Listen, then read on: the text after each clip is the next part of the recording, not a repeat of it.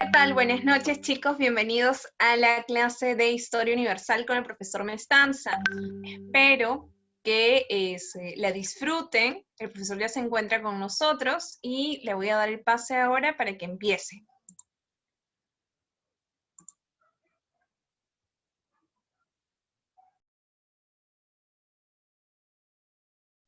Hola, hola, ¿qué tal? ¿Cómo están, muchachos? Buenas noches con todos. Quiero que por favor me confirmen si ya puedo en sí empezar y finalmente quiero que me confirmen si logran escucharme, número uno. Número dos, por favor, quiero que me habiliten la posibilidad de compartir mi pantalla. A ver, rapidísimo.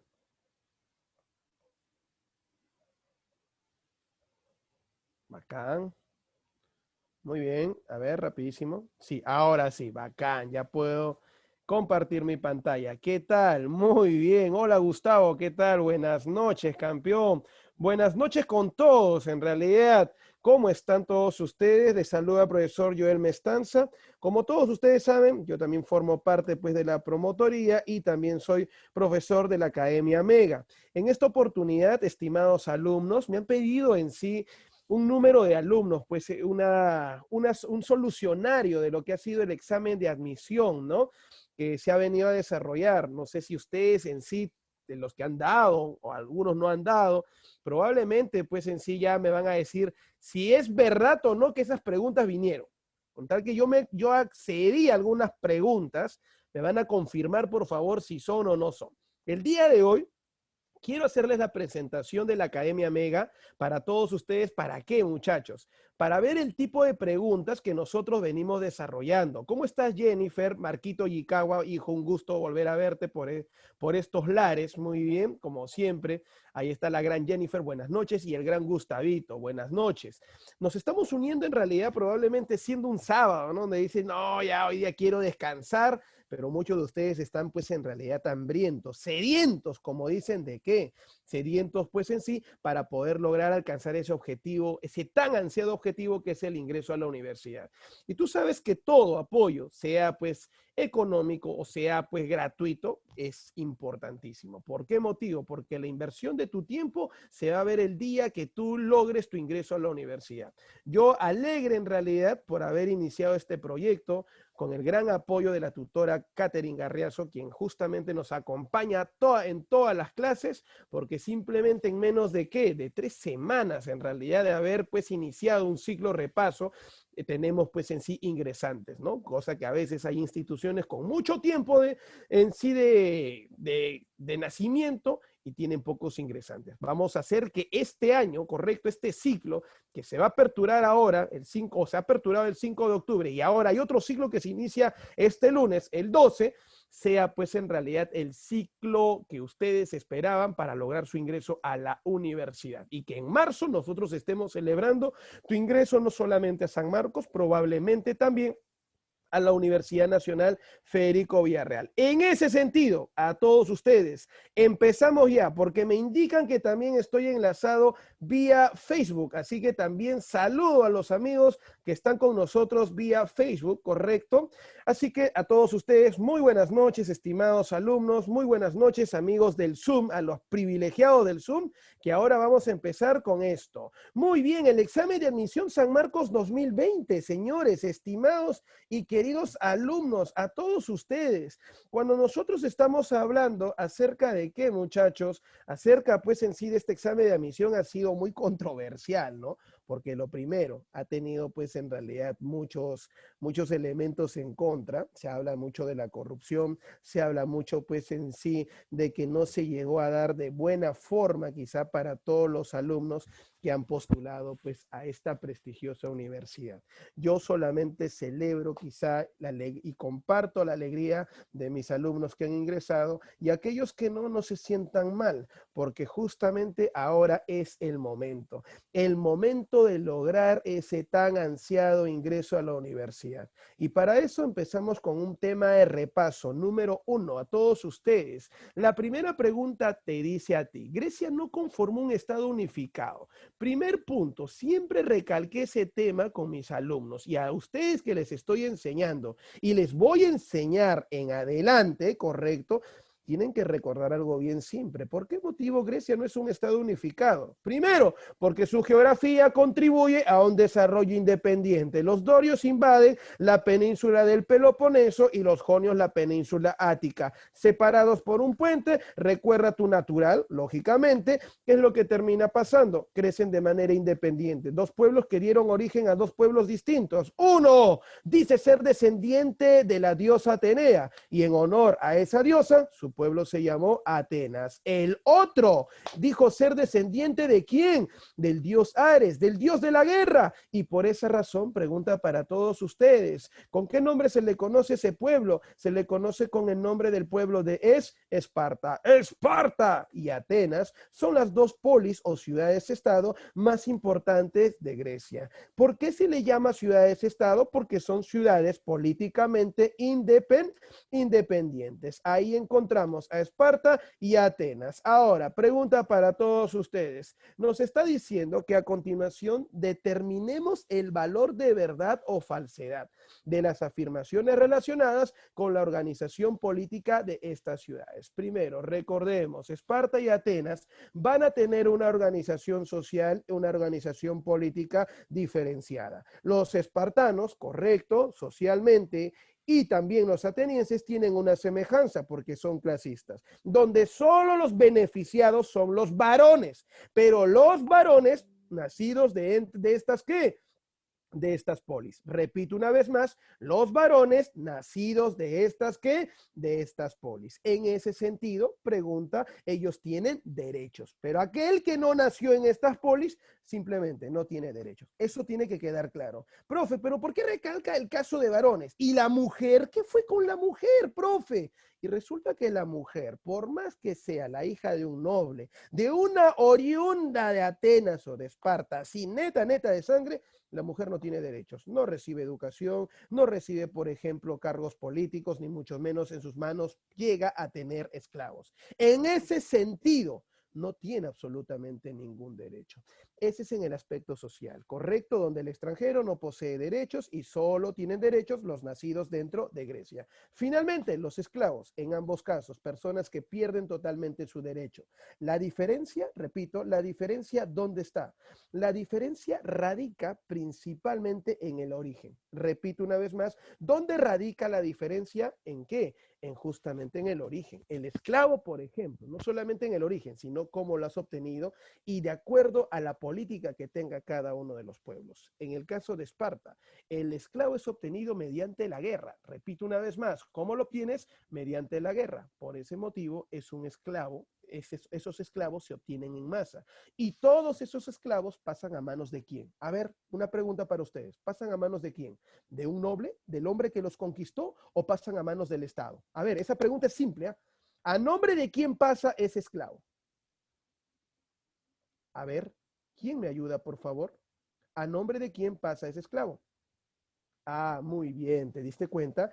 Pasan pues en sí a nombre, y espero que no te olvides, por favor, pasan a nombre de quién, a nombre del Estado. En cambio, en Atenas es distinto. En Atenas los esclavos, correcto, le pertenecen a una persona en particular. Por esa razón, en Atenas no hay un peligro de una posible rebelión de esclavos, como sí lo tienen los espartanos, que al tener una gran cantidad de esclavos, en algún momento están con como quien dice, con ese temor, ¿no? Pucha, en algún momento se va a rebelar. Por esa razón, la educación que desarrolló Esparta y la educación que desarrolló Atenas era distinta.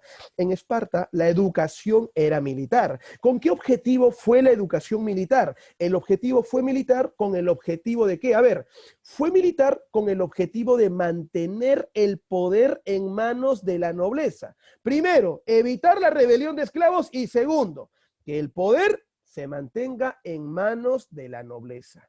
Por eso es educación militar. Física, solamente corporal. Se preocupan por la belleza del cuerpo, pero no se preocupan por desarrollar una educación racional. Entonces, en ese sentido, ¿qué puedo decir?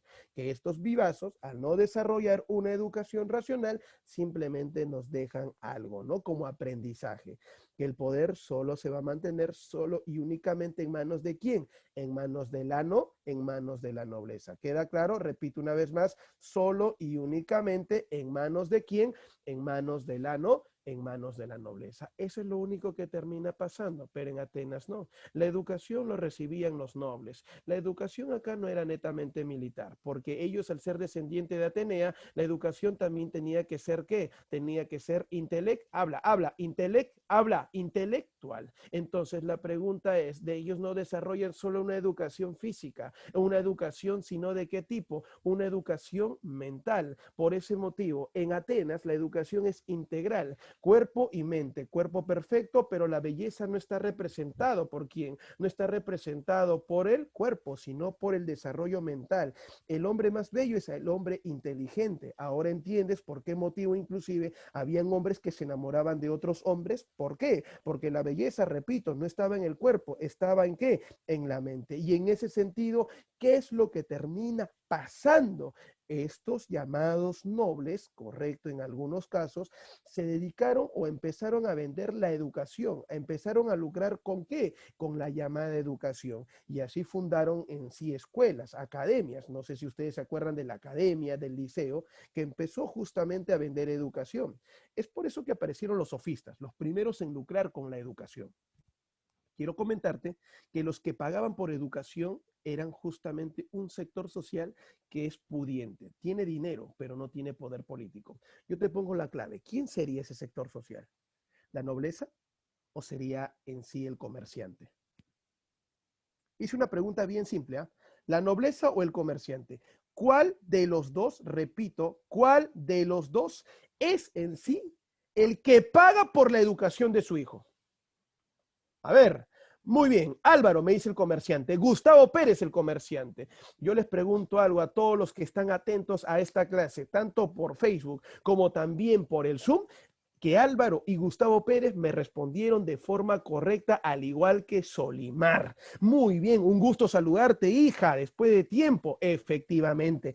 Entonces, para todos ustedes, estimados y queridos alumnos, nosotros, al decir que los comerciantes pagan por la educación de sus hijos, pregunta, van a desarrollar una educación mental, una educación racional, que al darse cuenta que el noble hace, vamos a decir, comete actos que van en contra de ellos, van a oponerse a ese sistema político y ellos también van a postular, mira la palabra, postular como una ¿qué? Como un prospecto para representar políticamente a estos sectores. Me dejo entender, para postular políticamente y representar a estos sectores. Ahora entiendes por qué motivo en Atenas no solamente había como, no te olvides, como políticos nobles, sino también comerciantes. ¿Por qué en Atenas la política no fue estática, sino estuvo en constante cambio y movimiento?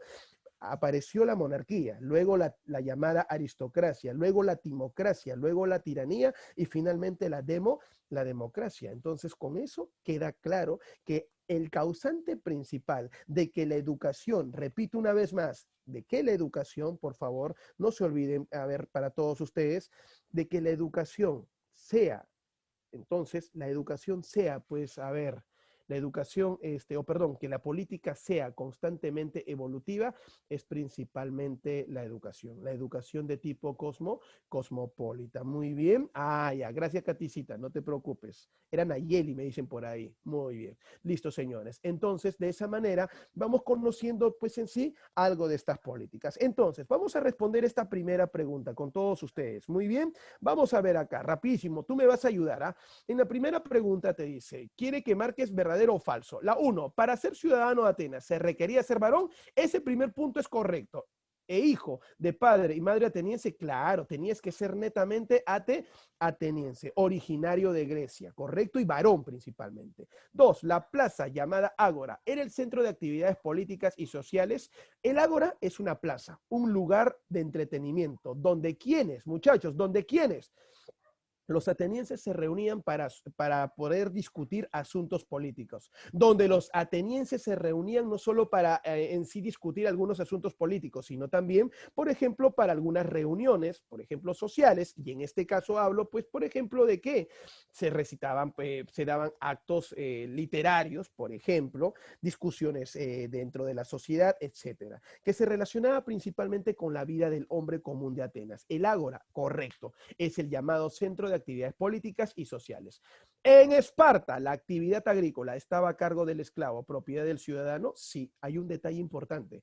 El esclavo, correcto, es llamado ilota. El obtenido a través de la guerra era el hombre encargado de trabajar su tierra. El que se beneficiaba, porque acá dice el encargado, no, acá dice en sí, si diría se beneficiaba, ahí sí es la aristocracia. Pero si te dice quién se encarga de la actividad agrícola, de trabajar la tierra, ese hombre, ¿quién es? Es el llamado que es nada menos y nada más que él es, habla el llamado esclavo. Ese es verdadero. Y la 4 dice, las primeras reformas democráticas espartanas sirvieron de inspiración modernas o para la inspiración moderna política, no. En primer lugar, hay un detalle que nosotros no debemos de olvidar, que en Esparta nunca se estableció un sistema democrático, que Esparta inclusive cuando se consolidó la democracia en Atenas y en Grecia, a través del siglo de Pericles, fueron los primeros en oponerse. Si se acuerdan de eso, ¿verdad? Y es por eso que en contra de Pericles se inició una guerra, al cual se le conoce con el nombre de guerra de ¿qué? Se le conoce con el nombre de guerra del Pelo, no sé si ustedes se acuerdan, guerra del Peloponeso, el cual lo gana Esparta y debilita pues tanto a Esparta y Atenas. ¿Y eso qué cosa provoca? Simplemente, y espero que todos ustedes no se olviden, eso terminaría provocando nada menos y nada más que el final de este pueblo, de estos dos pueblos, porque sería aprovechado por pueblos extranjeros para luego ser invadidos. Después de haber pensado medio segundo, estimados alumnos del Zoom, y acá tu amigo del Facebook, ¿cuál sería la clave? A ver, ¿qué me dice mi amigo Freddy Figueredo Huatuco por ahí? A ver si me puede ayudar, a ver si por acá mis amigos del Zoom me dan la clave. ¿Cuál sería la clave? Porque nos han pedido en sí que marquemos la clave que tenga los verdaderos y falsos. A ver, ¿alguien por ahí? Ajá, ahí está Francesco, también se acaba de unir. ¿Quién me dice? Muy bien, Alvarado, ahí está. Marquito Yikawa, de frente, sin pensar mucho, dice, profe, dedito, correcto. Después de haber pensado medio segundo, marcamos la clave. Esta pregunta yo lo utilicé en las fijas, por ejemplo. Algunos me decían, profe, las fijas. Ahí están las fijas. No igualita, pero parecida. Y te lo voy a demostrar con algunas preguntas que fueron tomadas inclusive en otras instituciones. No sé cómo me están pues en sí ya planchando algunas preguntas. Vamos con la pregunta número 2. La figura que se muestra debajo es una pintura de Eugenio, correcto, Delacroix. En esta obra, el artista rinde un homenaje al pueblo de París por su lucha durante las jornadas revolucionarias de julio de 1830 contra la monarquía de Carlos X y la defensa de sus libertades. Correcto. En la evocación histórica de este hecho, Delacroix retrató en su pintura a las 3 clases de obreros en París. Primero, al artesano, no te olvides, al artesano, al empleado, correcto, y al llamado temporero. ¿Cuáles son las características según la imagen? El artesano es el que tiene el fusil, ahí está el burgués. El empleado de las manufacturas, quien lleva el sable, correcto, y la famosa gorra y un delantal. Ay, ay, ay. ¿Quién es ese llamado, pues en sí, empleado? Acá está atrás de su amo. Y finalmente, el llamado temporero, llegado, dice, del campo, quien se arrodilla a los pies de esta mujer, quien tiene la bandera tricolor, que representa, dice a quién, es una alegoría a la libertad. Y los cadáveres que aparecen en el primer plano simbolizan el heroísmo. Ah, mira, esta parte es importante. Simbolizan el heroísmo del pueblo, ¿qué? Del pueblo parisino. Buenas noches, Alexia, hija, ¿cómo estás? Listo. O sea, todos ellos representan el acto heroico. ¿De quién? Del pueblo parisino, quien ha dado su vida por esa libertad. Entonces, primero, el autor de la pintura. Vamos a empezar a hacer este trabajo que más parece el trabajo del profesor de razonamiento verbal, que ya sabes que en la Academia Mega tienes a un maestro que trabaja full preguntas deco en español y en inglés. Eugenio Delacroix. En esta obra el artista rinde un homenaje al pueblo de París por su lucha durante las jornadas revolucionarias de 1830 contra la monarquía de Carlos X. Entonces, acuérdate que es la imagen de la revolución de 1830, ¿contra quién? Contra Carlos X. Y la defensa de su libertad. ¡Ah, ya! Están luchando por su libertad. Muy bien, ya lo demás lo hemos subrayado. ¿Qué nos dice la pregunta? Luego de observar la pintura, indique en qué personaje se sintetiza mejor el ideal supremo de estas jornadas revolucionarias.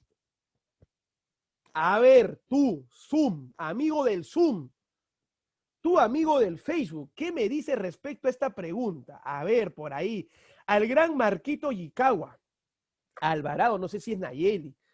A ver si nos ayuda por ahí Gustavito Pérez. ¿Quién nos puede ayudar por acá con las preguntas? A ver, Jennifer, no sé si tú me puedas ayudar.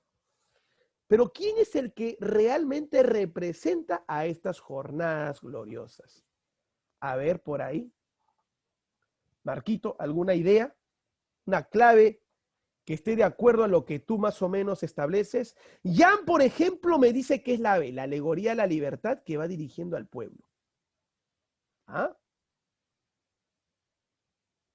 O sea, luego de observar la pintura indica en qué personaje se sintetiza mejor el ideal supremo de estas jornadas. Pregunta, ¿es correcto lo que dice mi amigo? Alexia, ¿tú qué me dices por allá por el Facebook? Al toque. A ver, rapidísimo.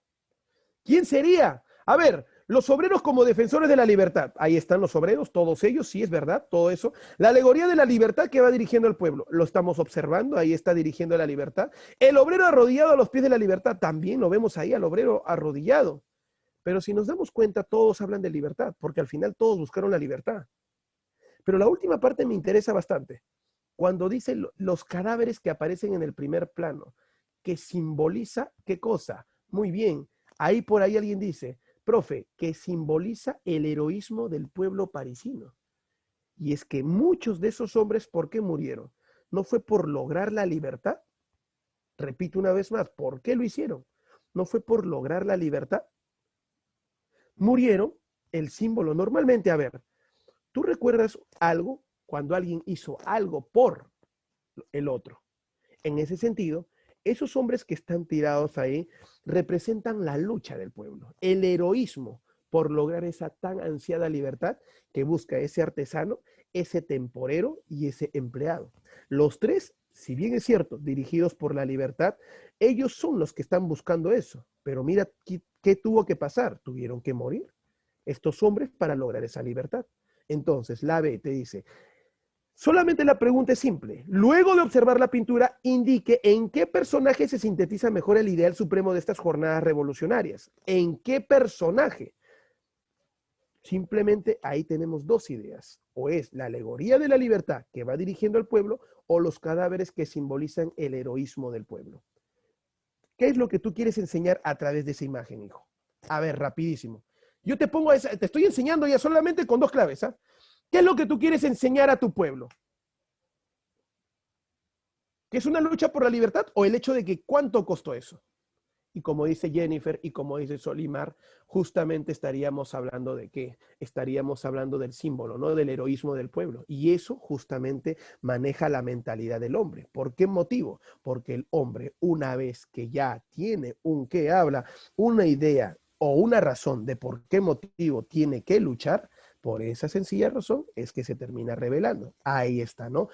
Inclusive eso vino en examen de admisión anteriormente en San Marcos. Muy bien, listo, señores. Vamos con la siguiente, la 3. Entre los siglos XV y XVIII en Europa se fue conformando un tipo de organización política novedosa en virtud de la asimilación de instituciones políticas feudales. Primero, te está hablando del siglo XV y XVIII, ¿correcto? Conformando una organización política novedosa. Significa que no existía.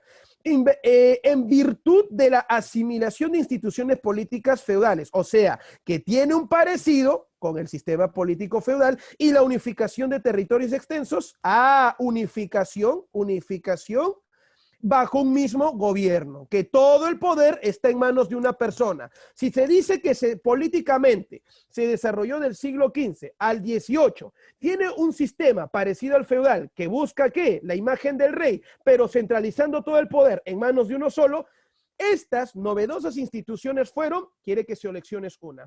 ¿Y cuál sería la clave? La institución política que predominó durante la llamada Edad Moderna se le conoce con qué nombre, y Marco Iikawa llega a una respuesta correcta. Se le conoce con el nombre de monarquía ¿qué? Absoluta. Y eso no vienen a ser las monarquías centralizadas, las monarquías que centralizan el poder, así que imperios tributarios no, ciudades-estado no, no son independientes. Está hablando de una centralización política, y de las federaciones políticas no, porque estaríamos hablando hasta cierto punto de un gobierno local que depende de un estado central, pero que puede ser independiente, algo así como en Estados Unidos, ¿no? Listo, señores, ahí está. Entonces, habiendo respondido estas 3 preguntas, son preguntas que han venido en el examen de admisión. Ahora te voy a decir algo, difíciles no han estado, porque son preguntas que, para serte sincero, acá en la Academia Mega, durante su ciclo repaso, lo habíamos trabajado durante 4 semanas. 4 semanas de ciclo repaso. Muy bien, y unos días de fijas, previo al examen de admisión. Ahora te digo algo, esto de acá no es nuevo, porque te voy a comentar lo siguiente. En la Academia Mega, ya se vienen trabajando este tipo de problemas, este tipo de preguntas, a lo que tú conoces con el nombre de preguntas DECO. Repito una vez más, ¿cómo lo llamas? Preguntas DECO. Es así que no te sorprenda que profesores como Historia Universal, que profesores como el curso de Historia del Perú, Psicología, Filosofía, Economía, Cívica, Literatura, los vas a encontrar acá trabajando con ese tipo de preguntas. A partir del lunes, todo profesor va a trabajar con preguntas de 4 alternativas. Quien te habla trabaja de esa manera. Entonces yo te digo algo, están ahí los números, el 973, el 689-234, es el número para que tú logres, pues en sí, tu amigo del Facebook, que todavía no tienes una academia donde prepararte, vas a encontrar ahí uno de los mejores, ¿qué? Uno de los mejores, pues en realidad, prospectos para que tú logres tu ingreso a la universidad. Ahí está la Academia Mega, con una gran en sí calidad de docentes, porque tú ves en las distintas áreas, en números, ciencias, aptitud y letras, a maestros que están trabajando con preguntas de acuerdo al examen de admisión. Y te doy un dato, toda persona que trabaja material de acuerdo al examen de admisión, se le hace tan familiar el día del examen de admisión, que cuando llegue al examen de admisión, simplemente va a resolver de la mejor manera esas preguntas. Bien, vamos a continuar. Entonces, no te olvides, si quieres informes, quieres matricularte, escríbele un WhatsApp al 973-689-234 y ahí te vamos a responder de inmediato. La primera pregunta. Estas son preguntas que no son de examen, pero te voy a decir que funcionan como unas fijas, parecidas a parecidas al examen de San Marcos, porque así te puede venir. La número 1 dice, Napoleón firmó el tratado de rayita, o sea, espacio, con el rey para poder cruzar. Cuando se habla de que Napoleón firmó un tratado, hay que recordar que Napoleón lo hace en el llamado contexto, correcto, del Imperio Napoleónico. Hay que recordar que tras su fracaso, correcto, en un combate llamado Trafalgar, inició una campaña ya no en sí marítima, sino de carácter terrestre, donde su mayor triunfo terminó siendo la batalla de ¿qué? De Austerlitz, al cual se le conoce con el nombre de ¿qué? De batalla modelo. Repito una vez más, ¿cómo se le llama? Batalla modelo. Ahora te quiero comentar lo siguiente. ¿Sabías que tras ese triunfo, tras el dominio parcial de un sector de Prusia, de un sector pues en sí correcto, de la zona sureste, correcto de qué? De la zona sureste justamente de Francia, es que ellos vienen expandiéndose y tras estos triunfos, esta serie de triunfos en Europa, se da el lujo de Napoleón en el año 1806 de aplicar el famoso bloqueo continental. Profesor, disculpe, ¿qué es el bloqueo continental? Es un bloqueo de carácter económico comercial que tiene por objetivo bloquear, correcto, el comercio a qué país. Bloquear el comercio nada menos y nada más que a los ingleses, su principal competencia. Por esa razón, prohíbe que todo pueblo europeo, correcto, principalmente todos aquellos, correcto, pueblos, puedan comercializar con quién, puedan comercializar justamente con Inglaterra. El resultado, todos hicieron caso a excepción de un país. Ustedes saben, ¿quién es ese país que no hizo caso a este llamado bloqueo continental? Y ahí Alvarado me dice, profe, ese es Portugal. En ese sentido, como estamos hablando de quién, de Portugal, ¿qué es lo que termina pasando? Napoleón quiere darle pues en sí su reprimenda a los llamados portugueses, pero para llegar de Francia a Portugal hay que pasar por España. Y por esa razón pregunta para todos ustedes. Recordarán pues en realidad que le pide permiso al rey Carlos IV de España. Ese permiso se logró gracias al Tratado de Fontainebleau, firmado con el rey Carlos IV para cruzar hacia Portugal. Marquito llegó a la clave y me dijo la B. Ahora, ¿cuál fue la consecuencia de ese tratado? ¿Quién se acuerda? A ver, ¿quién me ayuda? ¿Cuál fue la consecuencia, estimado alumno? La consecuencia fue que si bien pasó hacia Portugal, pero también dejó pues en sí a su hermano, correcto, José Bonaparte, gobernando el territorio español. ¿Y eso qué trajo como consecuencia? Señores, inestabilidad política para España, que fue aprovechado a través de la introducción de ideas liberales por los hombres de América para posteriormente lograr algo. ¿Qué cosa quieres lograr? Tu llamada independencia. Repito una vez más, ¿qué cosa vas a buscar, encontrar, alcanzar? Tu llamada independencia. Listo, señores. Por eso la invasión napoleónica desestabiliza. ¿A quién? Desestabiliza a los No te olvides, ¿a quién, muchachos? A los llamados españoles, correcto, y eso promueve y ayuda en el proceso de independencia peruano. Así que eso ya lo vas a relacionar con historia del Perú. 2. Relacione las coaliciones con sus respectivos eventos y marque la alternativa correcta. Mis alumnos, todos ustedes, recordemos que Napoleón fue protagonista de la tercera coalición, no te olvides, perdón, de la segunda, de la tercera, la cuarta hasta la séptima coalición. Hay que acordarnos que los organizadores de estas coaliciones terminan siendo Inglaterra y también ¿quién? Y el llamado Reino de Austria. ¿Por qué motivo? Porque son opositores a la Revolución Francesa. Primero, de Austria se entiende que sea opositor porque está en contra del liberalismo. ¿Y por qué? Porque el liberalismo se opone a la monarquía absoluta. Hasta ahí todo está claro. Pero en el caso particular de Inglaterra no, porque Inglaterra no es monarquía absoluta. Entonces, profe, ¿por qué motivo se opone? Debería estar a favor, debería apoyarlo.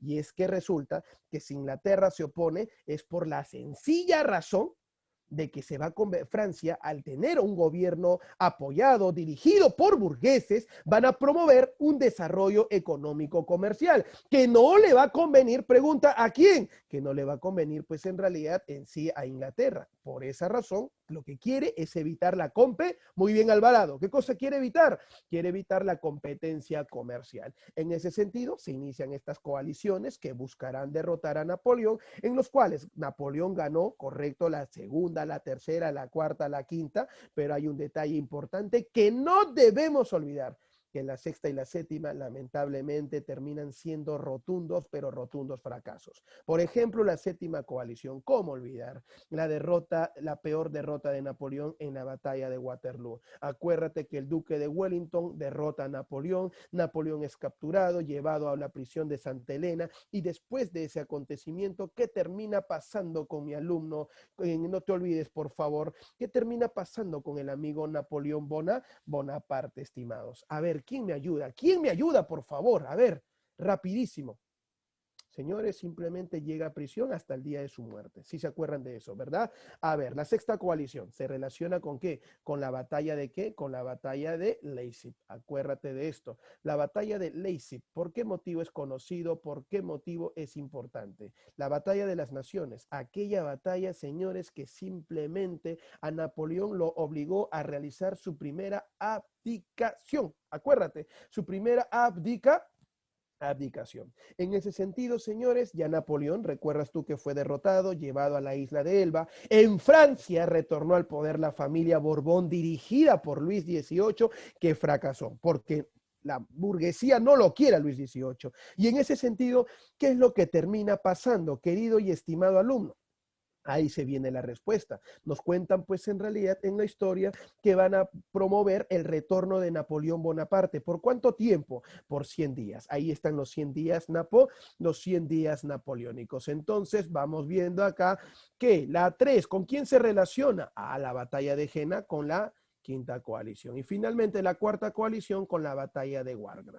Después de haber pensado medio segundo, la clave sería 1A o A1, correcto, B4, C3 y D2. Muy bien, clave Marquito Yikawa, ahí está, muy bien Marquito, casita, y aprovecho también para saludar a los amigos del Facebook. Gracias Ricardito, amigo, un gusto saludarte, estimado, espero que te esté yendo bien también en tus proyectos personales. Éxitos. Muy bien. Uy, no, ahí está la pregunta de examen de admisión, pero esa no fue así, sino distinta. Quiero verte ahí. ¿Qué te dice a ti la número 3? Ay, ay, ay. A comienzos del siglo XIX, después de la campaña de Napoleón, las fronteras de Europa se encontraban indefinidas y se ordenaron por espacio mientras buscó frenar la expansión de ideas liberales, interviniendo en los países con intentos de revolución liberal. A comienzos del siglo XIX, Napoleón te dice que es derrotado.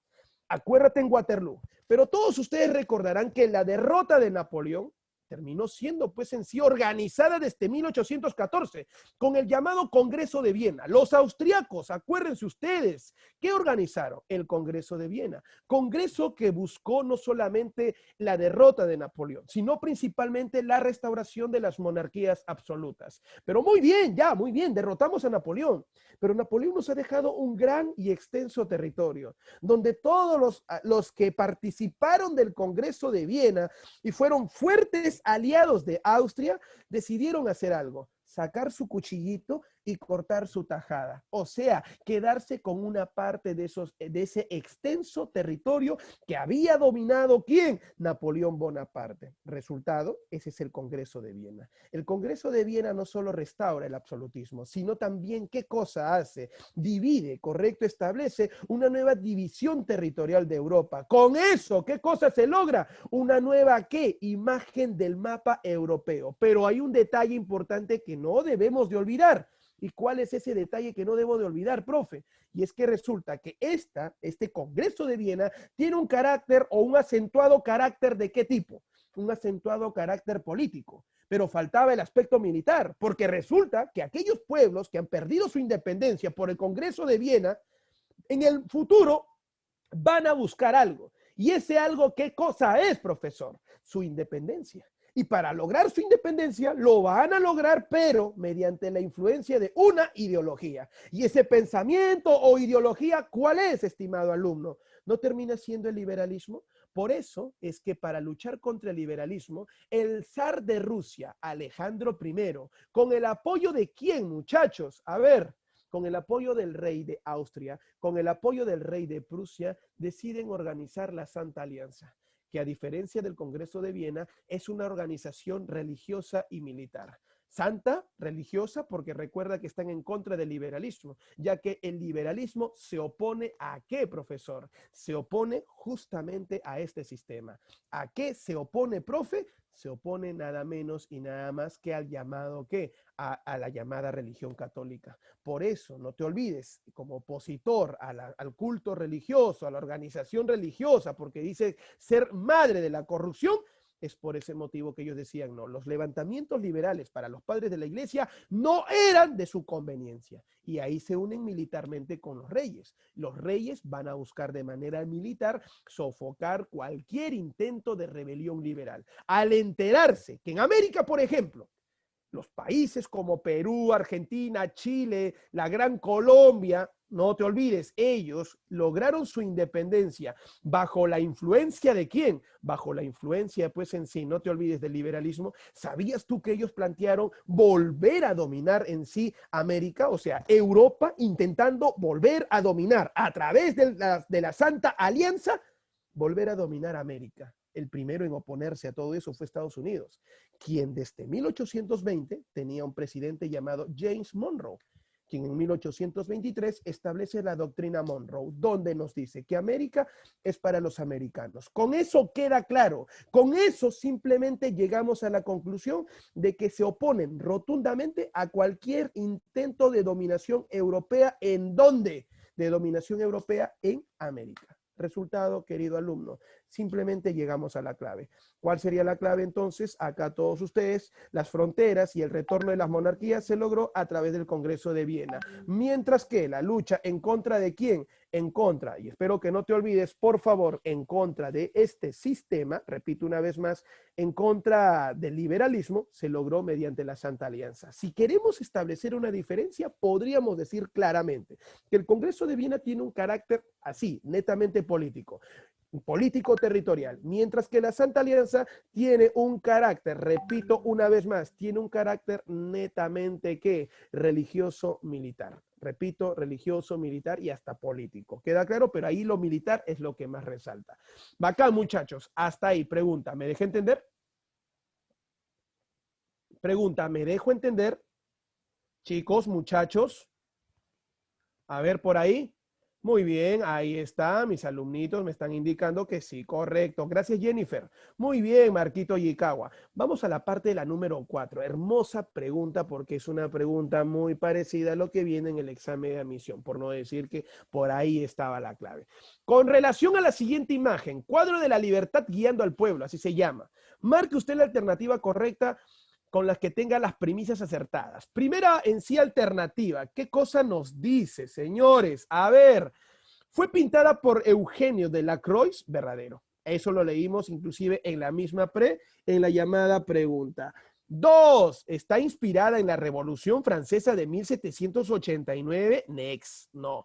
Está inspirada en la Revolución de 1800, ¿qué? De 1830. La número 3 te dice, representa al pueblo parisino y a las barricadas, inclusive, mira, a estos honorables hombres, ¿no? Habiendo muerto en búsqueda de la libertad, verdadero. Muestra a los sectores populares, sí, a la burguesía, claro que sí, y al proletariado también, obreros, artesanos, todos ellos. Como dice Marquito Yikawa, después de haber pensado medio segundo, la clave sería 1, 3 y 4. Correcto, ahí está. Saludamos también a Omar Alexis en el Facebook. Muy bien, señores, listo. Ahora sí, pregunta, todo claro hasta acá, ¿verdad? Ahora sí, a ver, yo te voy a dar 30 segundos a 1 minuto. Tú mismo eres con esta pregunta que está recontra, pero recontra hermosa. Esta pregunta así puede venirte en examen de admisión. Tú pides siempre preguntas de eco, ahí tienes la pregunta de eco. Vamos, vamos, vamos, tú mismo eres. A ver, a ver, a ver. La número 5, ¿qué nos dice? Todos. Caramba, muy bien, muchachos. A ver, a ver, a ver, algunos ya están respondiendo, ¿eh? Dicen, profe, está recontra fácil, me dicen por ahí. Veamos acá, rapidísimo. A ver, una cosa violenta y rápida, al toque. Muy bien, vamos con la pregunta 5. Durante la segunda revolución industrial, el planeta, dice, gozó de grandes inventos y notable impulso económico empresarial corporativista. Primero, correcto, te dice, este proceso de nueva industrialización se mostró mucho más avanzado y sobresaliente en el campo científico y tecnológico, debido a que, si nos habla de la segunda revolución industrial, correcto, segunda revolución industrial, y nos dice que gozó de grandes inventos. Ajá, ahí están los grandes inventos. Bien, bien, bien, bien, bien. Y notable impulso económico, empresarial y corporativista. Este proceso de industrialización se mostró más avanzado y sobresaliente en el campo científico y tecnológico debido a que, primero, hay que recordar que en la primera revolución industrial, repito, primera revolución industrial, el protagonista principal de la revolución es Inglaterra. Los inventos se relacionan con Inglaterra y todo es con Inglaterra.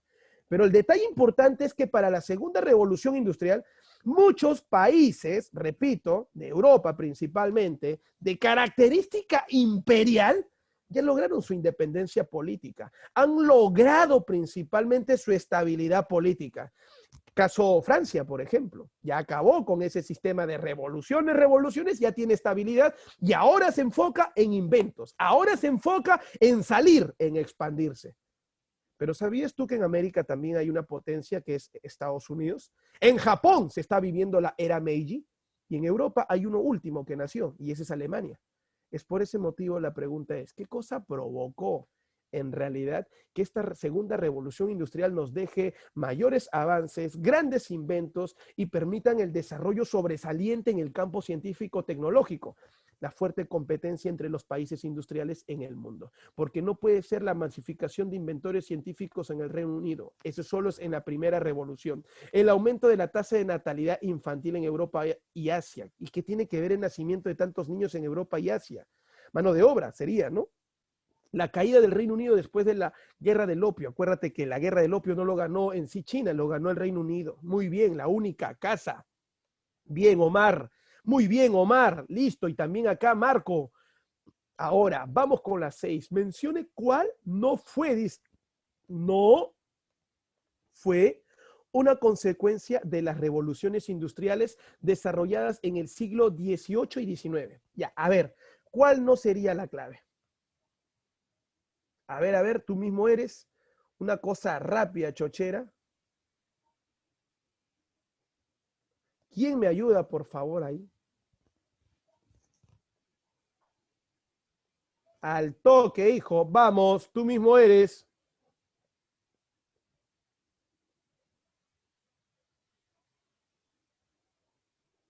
Bacán, a ver. ¿Qué nos dice? Al toque, ustedes mismos son la que no es. Quito Yikawa lanzó su clave. Jennifer también lanzó su clave, pero en privado, dice. Por ahí, por ahí. ¿Qué dice mis amigos del Facebook? A ver, ¿qué dice Omar Alexis? Ajá, ¿qué dice por ahí mi amigo Sebastián Ángel Paredes? Alexia. Ya hace rato no te veo participando, Alexia. Enzo, un gusto saludarte, Enzo. ¿Qué tal, campeón? A ver por ahí, ¿quién me ayuda? Bacán, vamos rapidísimo. No son consecuencias. La brecha socioeconómica entre ricos y pobres se amplió. Es decir, la burguesía aumentó su bienestar exponencialmente, mientras que el proletariado se vio rodeado de pobreza e indigencia. ¿Eso es verdad? Y por esa razón nace la lucha de clases. Por eso Marx critica ¿a quién? Al capitalista. ¿Sí se acuerdan de eso? Ahí está, espero que no se olviden. La B, el capitalismo imperante en la economía también afectó a la política, ya que el Estado concedía libertad plena a las empresas y no intervenía directamente en los negocios, sino que potenciaba la industrialización y regulaba los derechos de trabajadores. Y recuerda que el Estado va a ser pues el amo y señor ¿de qué? De la ayuda de los burgueses, son gobiernos pro-burgueses. Y cuando te dice regulaba los derechos de los trabajadores, no significa que le está dando pues derechos favorables, al contrario, era para explotarlos. Listo, eso también es una consecuencia. La C dice, en el plano político, la burguesía, dotada de mayor riqueza, pudo por fin afianzar su control político. Las revoluciones de 1820, el 30 y del 48 fueron los prolegómenos de la caída de la aristocracia, sí, efectivamente, y el ascenso de la burguesía a los mandos de la sociedad. Correcto. Gracias a esas revoluciones liberales, la burguesía llega al poder. Pero acá te dice la D. La demanda de alimentos en las nuevas ciudades industriales movilizó a la gente al campo. Aguanta. La gente con industria no se va a ir a vivir al campo. Eso es ilógico, eso es contraproducente. La gente en el tiempo del desarrollo industrial tiene que irse a vivir alrededor de las industrias para conseguir hasta cierto punto un trabajo. Recuerda que alrededor de las fábricas que se construyen en las ciudades es que aparecen ¿qué? Es que aparecen pues en sí el crecimiento de estas mismas. Por esa razón, cuando te dice retornando a una economía ruralizada, o sea, agraria, la cual acomoda a los pobres en nuevos espacios laborales, reapareciendo el sistema feudal, no, eso ya quedó atrás. La única clave que no corresponde, la D. Muy bien, Solimar, muy bien, Marquito Yikawa. Vamos, señores, con esta pregunta, la número 7, que está preciosa y hermosa, porque nos dice que relaciones las ideologías con sus respectivos representantes. A ver, quiero verte ahí, ¿ah? Por favor, espero que tú me estés ayudando. ayudando, no te vayas, ¿ah? Relaciona las ideologías con sus respectivos representantes. Chochera, el socialismo utópico es el socialismo ideal, el socialismo anterior al socialismo de Marx. Y eso fue representado ¿por quién? Por personajes de Francia, como por ejemplo, no sé si ustedes se acuerdan del conde de Saint-Simon, ahí está Fourier, y en Inglaterra Robert Owen, considerado también padre del cooperativismo. El socialismo científico es el socialismo real, opositor al sistema capitalista, y en ello destaca Carlos Marx y Friedrich Engels, padres, correcto, de lo que en el futuro será llamado como comunismo. El anarquismo, sistema político que se opone a cualquier forma de gobierno, ¿correcto? Estos promueven el famoso desgobierno y eso fue promovido por Bakunin, Proudhon, Kropotkin, ¿correcto? Que son los promotores del anarquismo. Después de haber pensado medio segundo, vamos a responder la clave. A3. B1 y C2. Después de haber pensado, ahí está Marquito, al toque la hizo, la C. Uy, no, esta pregunta está súper, pero súper fácil porque ya te está dando la clave. ¿Dentro en sí de qué? Dentro de la misma lectura. A ver, Marco, lúcete con esa pregunta. Al toque. Tú mismo eres, ¿ah? Tú mismo eres. Vamos, ayúdame. Es la denominación, dice, que define a un conjunto de teorías e ideas relativas a la sociedad. Ya, si son ideas relativas a la sociedad, socialismo, la cual se concibe como una forma utópica, ideal, es decir, que debe estar basada en una comunidad de bienes, en lo que el trabajo obligatorio es para todos y en igual distribución de los productos. Igualdad. Es decir, se busca la sustitución del régimen de la propiedad privada, ¿correcto? Por, entre comillas, una propiedad colectiva. Ese es el socialismo utópico. Como dice, forma utópica. Socialismo utópico. Dedazo, bien. Vamos con la 9. Uy, ay, ay. A ver, esa quizá es un poco datera, ¿no? Primero, para responder la pregunta. La Comuna de París, acuérdate, es una consecuencia de la derrota de Francia en la guerra franco-prusiana, en la guerra contra los alemanes. Los alemanes le ganan a los franceses en 1870 en la batalla de ¿qué? No sé si ustedes se acuerdan, batalla de Sedan. Una vez que Alemania le gana, al año siguiente, en 1871, le quitan, ¿recuerdas tú? Bajo el Tratado de Frankfurt, Alsacia y Lorena, que provocará en el futuro el revanchismo francés, esa idea de revancha o venganza en contra de los alemanes, que será justamente vista de la mejor manera en la época de la Primera Guerra Mundial. Resultado para todos ustedes. La Comuna de París tomó el poder, estableció la Tercera República y reorganizó a nombre y en favor del pueblo justamente a Francia. ¿En qué año? 1871. Entonces, acá es 1800, no te olvides, 1871. ¿Queda claro? Ahí está. Profe, la guerra Anglo-Boers. Uy, ay, ay. Esa es una guerra, señores, que se desarrolló, pues en sí, ¿en dónde? Esa es una guerra que se desarrolló entre ingleses y ¿quién más, muchachos? Entre los ingleses y nada menos y nada más que los, no te olvides, ¿ah? Y los holandeses. Querido alumno, todos ustedes deben recordar, no se olviden, por favor, que esta guerra se dio por el control de ¿qué? Se dio por el control, pues en sí, del oro, correcto, y diamante que había en dónde. Oro y diamante que había pues en el territorio de Sudáfrica. Lo que ellos buscaban justamente en este conflicto es Inglaterra quitarle ese dominio a los holandeses para poder controlar el oro y diamante. ¿En qué año se dio esta guerra? En el año 1880. ¿Quién ganó la guerra? Lo ganó Inglaterra. Y eso forma parte de la política imperialista de la era de la guerra victoriana. La guerra ruso-japonesa, acuérdate de la guerra de Rusia. Rusia es un país que es europeo, quiere desarrollar una industria, es insípida su industria, pero hay que recordar pues que lamentablemente, por más que desarrolle una buena industria, su geografía no le permite vender productos en todas las estaciones del año. Para mis alumnos, para todos ustedes que recuerdan un poco de la geografía de Rusia, Rusia en tiempo de invierno tiene un mar congelado, así que los productos no pueden llegar, mucho menos salir. Es un problema para el comercio.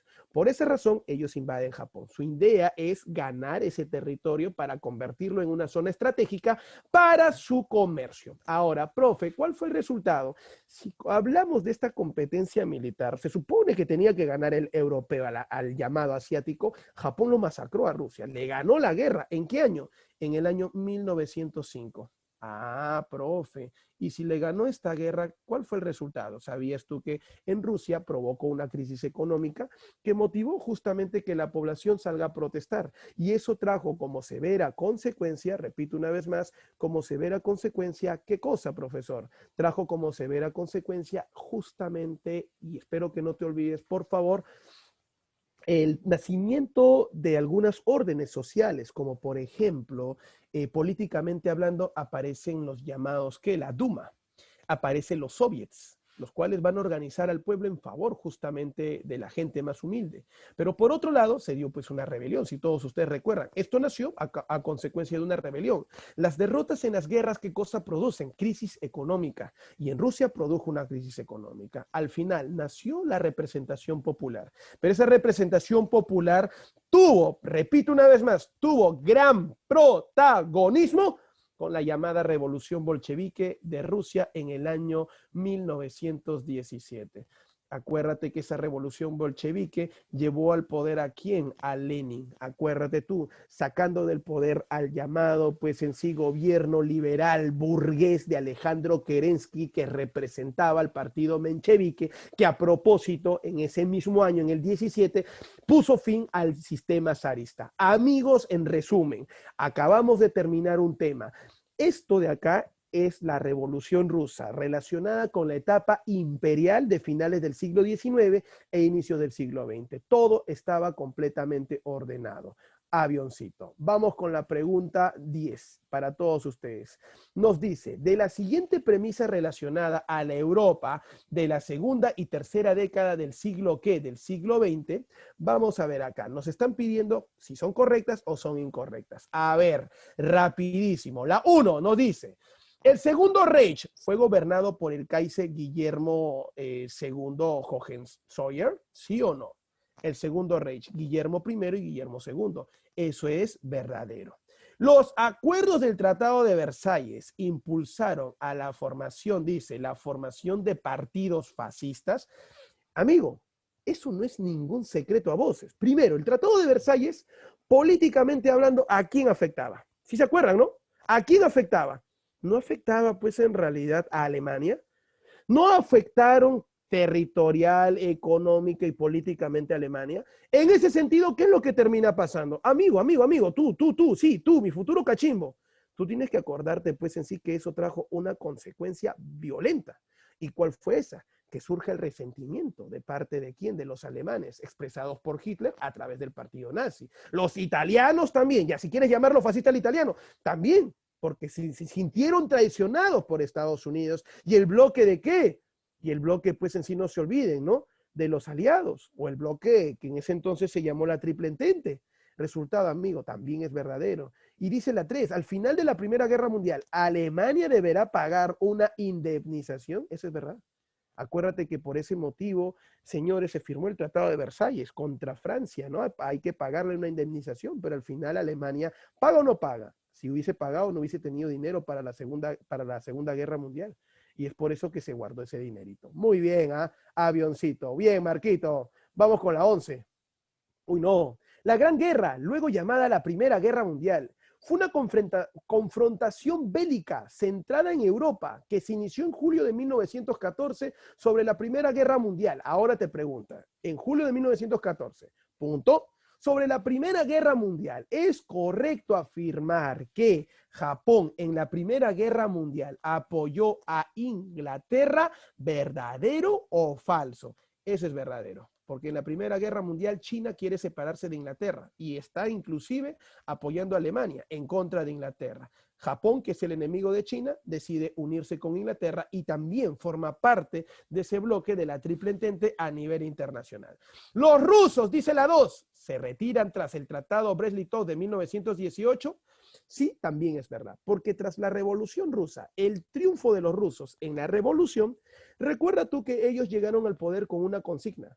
Primero, ¿por qué el pueblo ruso se rebelaba? Porque simplemente ellos, repito una vez más, porque simplemente, ¿qué pasaba? Rusia estaba en crisis, repito, Rusia está en crisis. Y ante esta crisis, ¿qué es lo que termina pasando, querido y estimado alumno?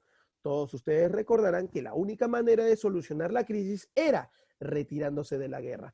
El resultado, profesor, ¿cuál termina siendo? En la historia nos cuentan pues en sí, si el objetivo principal es retirarse de la guerra, entonces lo cumplieron y su pueblo estuvo feliz. Por eso se instala la dictadura del proletariado, ya con una etapa de paz y tranquilidad. Pero Brest-Litovsk obligaba a perder también ciertos territorios. En la batalla de Verdún, ¿se utilizó por primera vez el gas clórico mostaza? No, porque esto forma parte de la guerra de las trincheras, el uso del gas clórico o mostaza.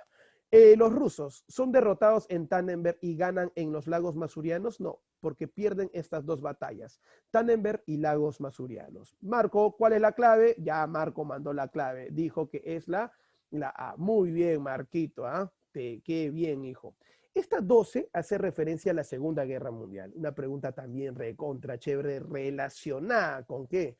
Con temas que vienen en examen de admisión. Te dice que el 23 de octubre de 1942, 1.200 baterías del octavo ejército británico atacaron la posición del eje, eje Italia-Alemania, en el Alamein. ¿Dónde queda el Alamein, profe? Alamein queda en Egipto. ¿Quién había invadido ese territorio? Primero, Alemania e Italia. Recuerda que ese territorio le pertenecía a Inglaterra, pero Alemania e Italia se lo están quitando, la fuerza italo-alemana, que era dirigida por ¿quién? Era dirigida por el general llamado el Zorro del Desierto. Su nombre verdadero, Erwin Rommel, quien emprende la retirada, porque tiene miedo, perseguida por los ingleses, que están al mando de ¿quién? Muy bien, de Bernard Montgomery. Al mismo tiempo, entre el 7 y 8 de noviembre de ese año, los aliados emprendieron la Operación Torch, desembarcando en Marruecos y Argelia a órdenes del general Eisenhower. Entonces, con eso queda claro que no es Eisenhower la clave. ¿Por qué? Porque él está en otro lugar. Gregory Zhukov, él es un ruso, quien le gana justamente, no sé si ustedes se acuerdan, las batallas Stalingrado, justamente derrotando finalmente a los alemanes. Charles de Gaulle, ya no, él no está acá, la única que se relaciona, dedito. Erwin Rommel con Bernard Montgomery. Muy bien, Marco, muy bien, Solimar. Y vamos con la 13 y la 14. A ver estas preguntas. Una consulta, muchachos, mis queridos alumnos, ustedes que son futuros cachimbos, ustedes que forman parte de esta familia, la familia Mega, y tú, amigo del Facebook, que estás pues en realidad en dudas, que todavía estás buscando una academia donde prepararte, ya sabes, esta es la academia que tú estabas buscando. Todos ustedes van a ver pues en sí, correcto, este gran nivel que estamos manejando. La pregunta número 13 para todos ustedes. ¿Qué nos dice, campeones? A ver, ¿quién me ayuda? Los conflictos originados en la década de los 40, durante la etapa de la posguerra. Etapa de la posguerra. Nos está diciendo después de la Segunda Guerra Mundial. Solamente eventos que se hayan dado en el año 40. Pero no es etapa de la posguerra, es dentro de la guerra. Por ejemplo, el cerco de Berlín por parte de Stalin y la respuesta a Occidente creando un puente aéreo, eso es verdadero, ¿correcto? Este acontecimiento sí se dio. Inicio del conflicto árabe-israelí por la creación del Estado judío. El Estado judío fue creado en 1948. Forma parte de la década del 40 y la etapa posterior a ¿qué? Posterior a la guerra. La guerra civil entre comunistas y no comunistas, efectivamente, inclusive llegó hasta el año 50, verdadero, en Grecia. Muy bien. La llegada del primer hombre al espacio, Yuri Gagarin, no, eso no se dio en los años 40. Y la revolución comunista de Mao Zedong, sí, también. Y el decaimiento de la China de Chiang Kai-shek, la China nacionalista, en 1949, verdadero. Entonces, las únicas que pertenecen a los 40 son A, B, la C y la E. A, B, la C y la E. Dedito. Muy bien, Solimar. Correcto. Vamos con la última pregunta. La 14. ¿Qué nos dice la 14? La guerra de Afganistán, también conocida como el Vietnam soviético, tiene su término en sí con qué. Muy bien. Quiero comentarte que esa guerra, en sí, la guerra de Afganistán, es una guerra donde los rusos, correcto, lo que buscan, ¿qué cosa es? Repito, es dominar este suelo árabe. Pero ahora, este pueblo árabe cuenta con el apoyo de un país. Las guerrillas árabes, dirigidas por quién? Por un tal Osama Bin Laden, cuentan con el apoyo y la asesoría de la CIA. ¿A quién le pertenece la CIA? A los Estados Unidos. Entonces, querido y estimado alumno, como le pertenece a los Estados Unidos y es dirigido por Estados Unidos, ¿qué es lo que termina pasando? Campeón, para todos ustedes, nos cuentan pues en realidad que los llamados afganos lograron resistir a los constantes ataques de ¿quién? De Rusia. Tanto así que no los logran derrotar los rusos. Imagínate, es una guerra de un grande contra un chiquito. Es como que el Real Madrid juegue contra el equipo de tu barrio. Esa es la magnitud de la diferencia. Por esa razón, querido y estimado alumno, ¿cuál terminó siendo el resultado? El resultado fue que los rusos ya en los años 80 están viviendo una etapa de crisis. Continuar con una guerra que no le da ningún beneficio es simplemente una pérdida económica y gastar el dinero del Estado en vano. Por esa razón, ¿qué hicieron los rusos? Simplemente decidieron retirarse de la guerra. Para ser exacto, el hombre que promovió el retiro en 1989 fue el señor llamado Mikhail Gorbachev. Y eso estuvo dentro de la política reformista, ¿correcto? ¿De quién? De Gorbachev a través de la perestroika y el glasnost. Entonces, la única clave sería la C, el retiro de tropas soviéticas de Afganistán en el marco de la perestroika. Todos ustedes saben que la perestroika justamente promueve un cambio político, económico y a la vez también, pues en sí, no te olvides, político y económico, que busca reestructurar el sistema socialista en aras de su llamada, ¿qué? De su llamado mantenimiento. ¿Queda claro hasta acá? Listo, querido alumno. Como todos ustedes se han podido dar cuenta, nosotros acabamos de culminar este pequeño repaso llegando a temas como, por ejemplo, relacionados con la Guerra Fría, ¿no? Listo, señores. Ahora, quiero comentarles algo. Como les dije hace un momento, si quieren tener mayor información de la Academia Mega, pueden escribirnos a ese número, al 973-689-234. Estamos iniciando clases este lunes y ya sabes, ¿quieres formar parte de esta academia?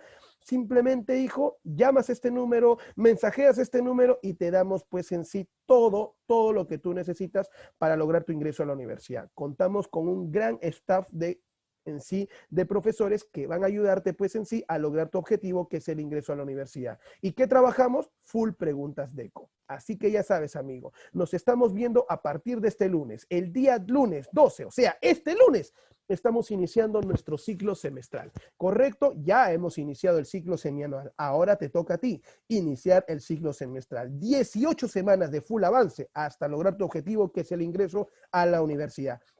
50%, no te olvides, 70% práctico, 30% teórico y el semianual 50-50, 50 teórico y 50 práctico. De mi parte, ha sido un gusto volverlos a ver. Gracias, Omar Alexis, gracias, Alexia, por el tema del Facebook, a mis amigos que también se han enlazado, a Marquito Yikawa, que también, ahí está, me dice que ya él viene, regresa, después, pues en sí, de un largo proceso, mi amigo nos dice que va a regresar. Espero, hijo, porque el nivel que tú tienes es alto. Lo único que te falta es pulir.